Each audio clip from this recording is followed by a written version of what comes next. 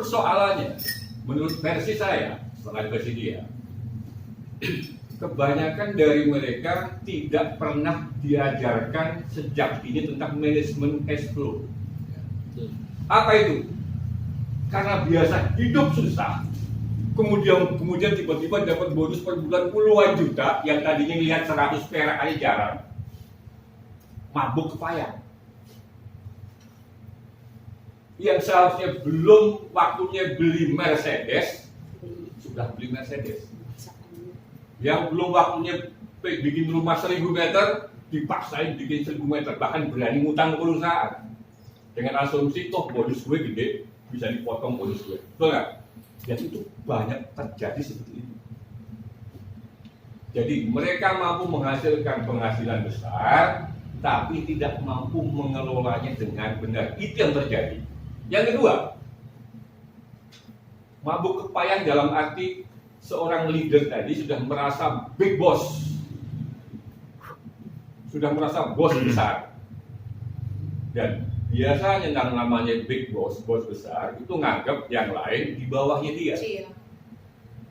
Dia lupa bahwa di bisnis network itu partnership, bukan atasan bawahan. Pak Togak boleh dibilang upline-nya, kemudian yang lain downline-nya, tapi nggak bisa semena-mena nyuruh perintah-perintah. Siapa lu? Itu yang terjadi. Harusnya seorang leader di MLM kalau pengen langgeng kesuksesannya, lebih banyaklah mengucap terima kasih kepada para downline-nya, tanpa mereka anggap bukan siapa-siapa. Dengan cara apa? Ya bina terus, deketin tiap hari. Bahkan ada seorang leader hebat yang saya tidak perlu sebut namanya di Indonesia, sampai detik ini luar biasa dasarnya. Bahkan sekarang dipercaya memegang perusahaan Indonesia khusus untuk di India. Dasar sekali. Apa? Semakin tinggi pencapaiannya, semakin rendah hatinya. Dari mana bisa diukur? Tidak ada downline yang bergojolak. Semakin hari semakin maju, semakin banyak orang yang semakin mencintai dirinya. Yang dilakukan sederhana sebetulnya. Dalam kondisi ada masalah atau tidak, dia selalu berusaha untuk menyisihkan waktu untuk meng-sekelus dalam para downline. Itu yang dilakukan. Yang terima kasih bukan downline-nya, tapi sang leader itulah yang lebih banyak mengucapkan terima kasih pada downline-nya. Berbeda dengan yang tadi katakan yang bosi tadi itu, sudah jarang dipertemuan, jarang bertemu dengan downline-nya karena sudah menikmati pundi-pundinya, banyakkan liburan, gaya hidupnya berubah. Dia pikir apa yang dia dapat bisa langgeng selamanya. Ternyata tidak. Ingat, yang dikelola di bisnis network utamanya apa menurut Anda? Produk kah? Sistem kah? Apa? Manusia. Sadar atau tidak Anda bahwa yang dikelola paling utama di bisnis network adalah manusia. Manusia itu dari kata manu, bahasa Sanskerta, artinya apa? Makhluk yang punya pikiran, makhluk yang punya hati nurani. Jadi selain punya pikiran, pemikir juga punya hati nurani. Seperti yang lain tidak, hanya manusia. Jadi siapapun Anda, kalau sukses mengelola manusia, apapun bisnis Anda, terutama di network, berhasil Anda.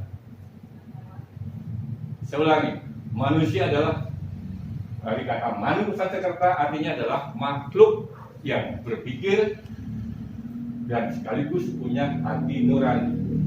Jadi aset terbesar dalam bisnis, konteks bisnis network adalah manusia. Dan Anda sudah punya semuanya sebetulnya, karena Anda sendiri adalah aset. Makanya saya bingung kalau orang bilang, waduh saya nggak punya modal Pak. Siapa bilang? Ingat nggak di tempo hari Dodol Salama? Saya tanya, tangan Bapak boleh nggak saya potong, saya bayar 5 juta Pak? Mata Anda saya colok pakai OBN, saya ganti 2 miliar, mau nggak Pak? Sudah dua berapa? Sudah 2 miliar 500.000. Bagaimana kalau kepala kita dibelah dibayar 2 miliar, mau nggak? Nggak mau kan? Betapa aset kita jumlahnya unlimited sangat besar. Persoalannya kebanyakan dari kita adalah berpikir aset modal seolah-olah hanya uang. Mencari mana agar potensi itu bisa muncul.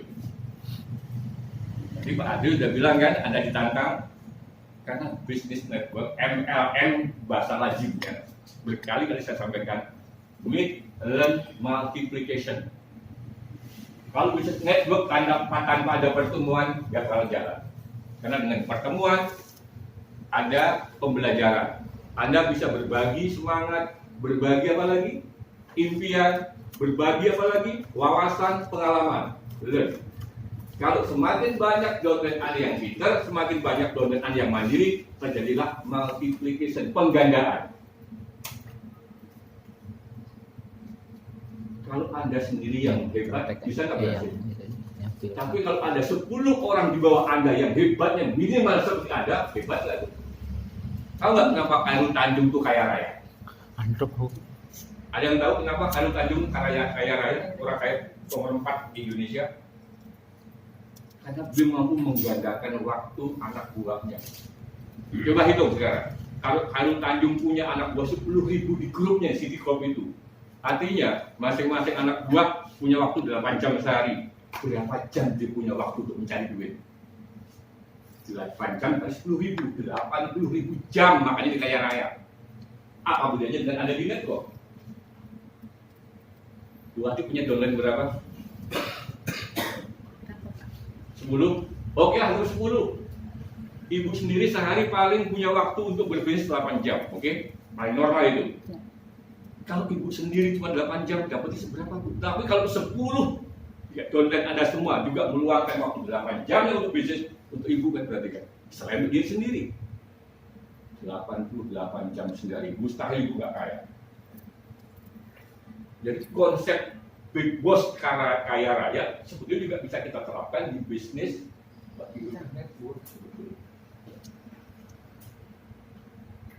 Persoalannya kita tidak pernah belajar hal seperti itu. Makanya saya setuju Pak Adil, kalau suatu hari ada di support system diantaranya adalah dengan menyusun training. Karena yang saya amati perusahaan-perusahaan yang hebat sampai detik ini itu kekuatan pengembangan sumber daya manusianya luar biasa. Bayangkan, baru dapat bonus 100.000 saja. Luar biasa semangatnya mereka. Bersyukur mereka, kenapa diajarkan? Bahkan ada training namanya manajemen cash flow. Kalau you dapat 5 juta per bulan, sekian persen untuk apa? Sekian persen untuk apa? Sekian persen untuk apa? Bukan kayak yang lain yang tadi saya katakan. Habis.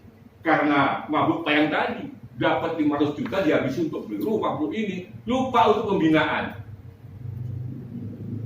Jangan lupa, uang Anda, bonus Anda dari siapa sih? Dari downline Anda, kan kembalikan ke mereka. Ini malah sebaliknya, downline jadi acara suruh patungan, bos. Suruh patungan. Coba. Besaran mana sih bonusnya? Bos sama anak buahnya. Besaran bos. Dari mana dia dapat bonus besar kalau nggak dari downline? Itu yang membuat MLM akhir-akhir ini hancur. Yang kedua, cara menjelaskan kepada prospek juga kadang-kadang overacting, overclaim. Yang di bawah saya singgung, satu produk bisa untuk apa saja, bisa menyembuhkan apa saja, berbahaya. Dan kalau Anda bisnis produk suplemen, fokus Anda pada penyakit, repot. Orang sakit di seluruh dunia itu cuma 2%. Orang sakit di seluruh dunia cuma 2%. Justru namanya suplemen untuk orang sehat, agar tidak sakit. Kalau ketemu orang sakit susah jelasinnya, Pak. Apalagi orang yang mendekati koma. Anda jualan pagi, dia beli jam 9, jam 10 mati, yang ditutup siapa? Kita. Ingat, orang sakit itu cuma 2% di seluruh dunia. Market kita 98% itu yang harus kita garap. Bahwa ada orang sakit pakai produk Anda sembuh, itu soal lain. Tapi jangan mengatakan bahwa ini bisa menyembuhkan itu. Orang lain belum tentu loh. Iya. Ini yang keliru selama ini. Itulah mengapa juga kenapa dari jumlah orang yang pelaku bisnis MLM di seluruh Indonesia itu hanya 2% yang berhasil. 98%-nya ke laut. Dari jumlah sekian juta orang yang bergabung di industri MLM di Indonesia, hanya 2% yang berhasil. 98-nya ke laut. Serius, Pak? 2%. sama dengan penyakit di seluruh dunia. Iya. Cuma 2%. Saya berharap prosentasi itu dibalik di bisnis padi berkah. 98% sukses, 2%-nya ke laut. Bisa? Bisa. Bisa asal Anda menjalankannya dengan etika, dengan cara yang benar. Iya. Jangan bikin sistem sendiri, jangan bikin akal-akalan sendiri. Ini seringkali overconfident, kalau ikut trending, percaya diri luar biasa. Pak, buat apa menjadi kantor, Pak? Buat apa dagang bakso, Pak? Hanya MLM yang bagus. Nggak bisa. Ada nggak bukan dagang begitu? Banyak. Banyak. Jelasin. Udah berapa lama kerja? Udah berapa lama kerja? Udah berapa lama dulu? Tinggalin MLM. Nggak boleh, Ngomong bos. jamin. Siapa yang ngajarin begitu? Merokok yang salah. Anda harus mengajarkan cara-cara yang beretika. Hormatilah pekerjaan orang lain, hormatilah pilihan orang, hormati. Jelaskan